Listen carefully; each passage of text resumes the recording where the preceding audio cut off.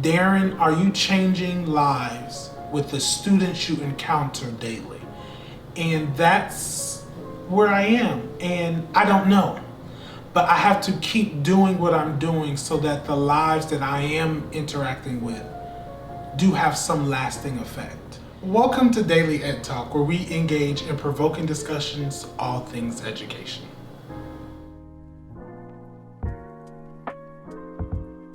So today's conversation might lean more towards my educators, but it's still a good listening ear, especially for my parents and students who are avid watchers or listeners now.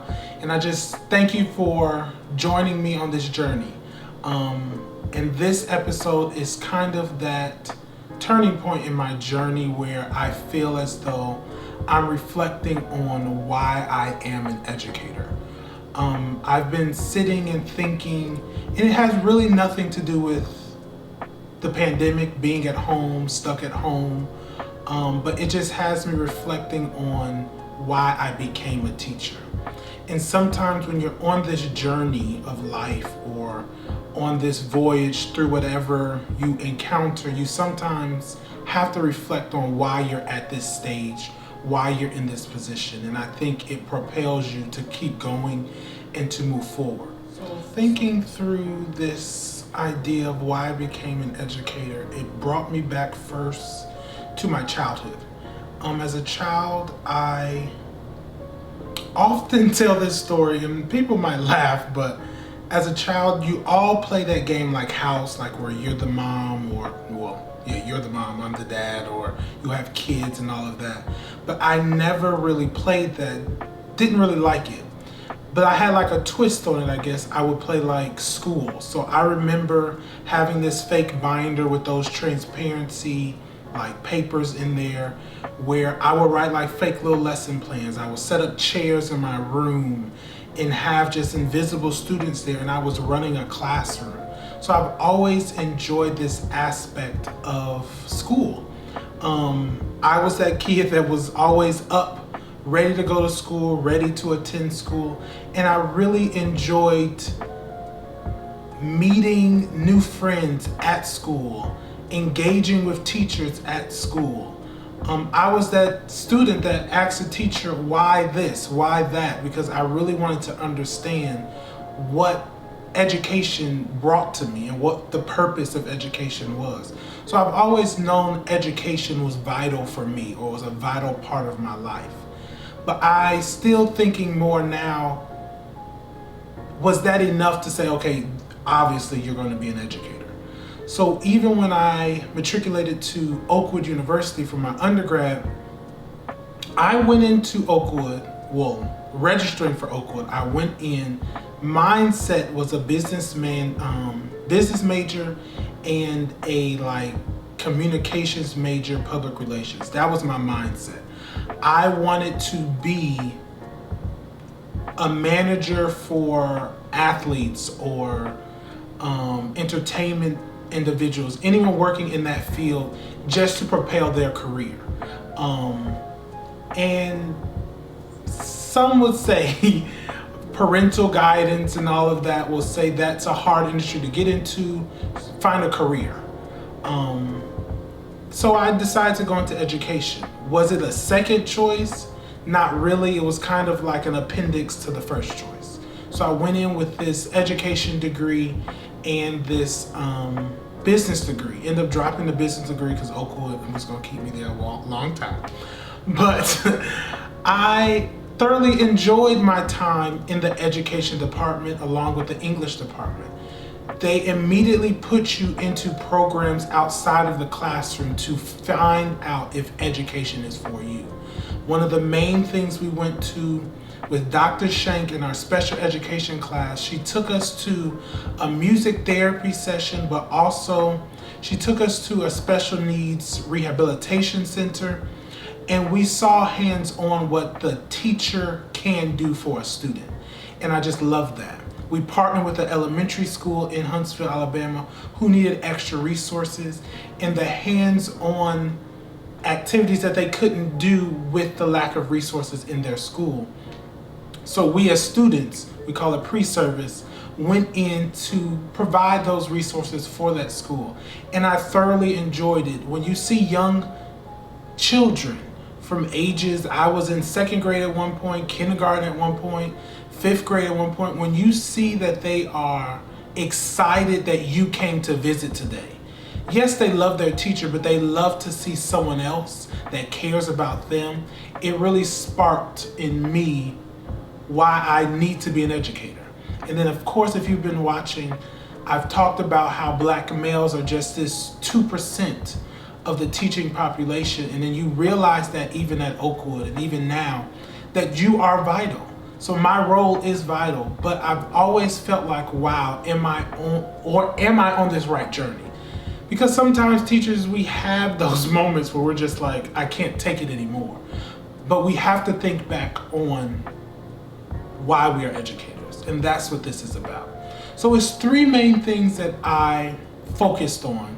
It's multiple, it's many more, but it's three main things that I believe why I became an educator. The first one is to improve the quality of education. I had the opportunity to go to private school and public school. And in that, there's various differences that we can say private and public school do have. And they can be drastic. But I can see the benefits of both. And in a future episode, I will talk about private versus public, and charter now and all of that. But I can see that there is a greater difference. And yes, classroom sizes might be smaller in private schools. Yes, classroom sizes might be smaller. Yes, you might be more hands-on with your teacher. Yes, you can have that one-on-one time, but sometimes you lack resources in a private institution. It's just because of funding. But how can I improve the quality of education for me as an educator? Is to make sure I'm leaving that lasting impression on a student. I tell my kids all the time, yes, I'm here to teach you what's in a book. Yes, I'm here to bring out the knowledge so you can retain it and obtain it so you can be this lifelong learner. But I want you to take lessons that you're learning through A Long Walk to Water, or you're learning through Bud Not Buddy, to enhance your capabilities in life.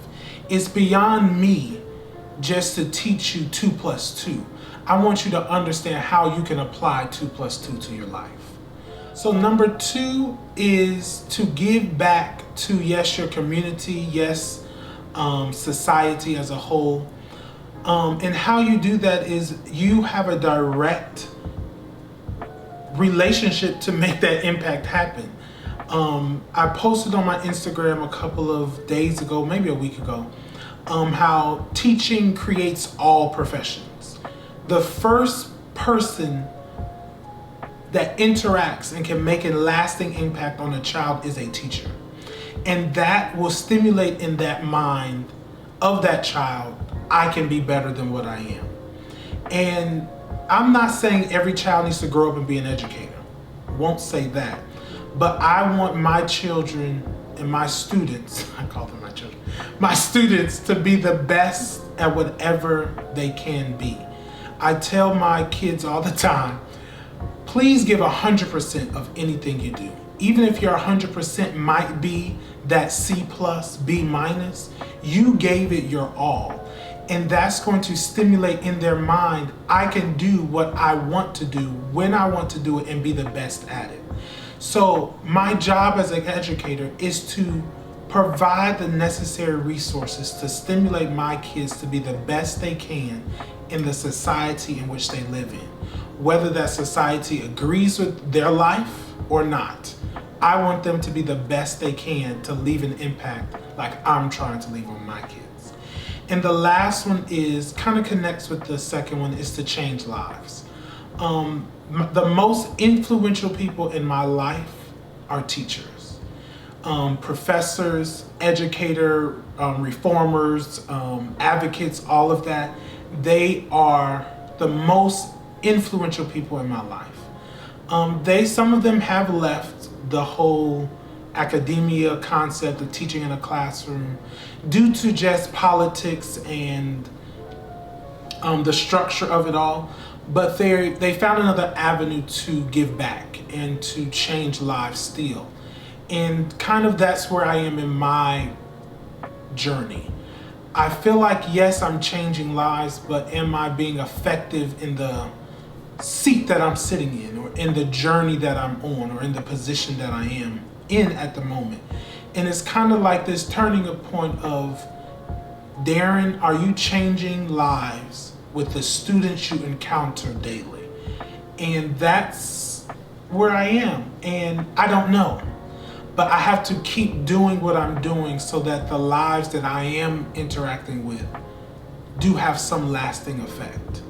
And it's difficult because you're in this up and down. I'm only technically about 4 years in to teaching, and all of my mentor teachers or colleagues are saying, Darren, it gets better year 3. It gets better year 4. And I'm year 3, year 4, I'm just like, it's not getting better for me. So what's next? And that's kind of where I want to end this. Like, what's next? What can we do for each other as educators, education advocates, education reformers, parents, students?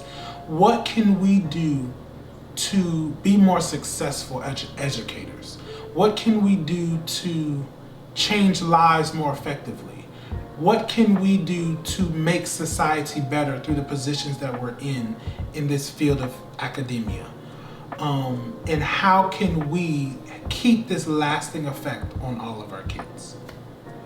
David Frost, a well-renowned journalist, anchor man, a writer, he said, "Don't aim for success if you want it. Just do what you love and believe in, and it will come naturally."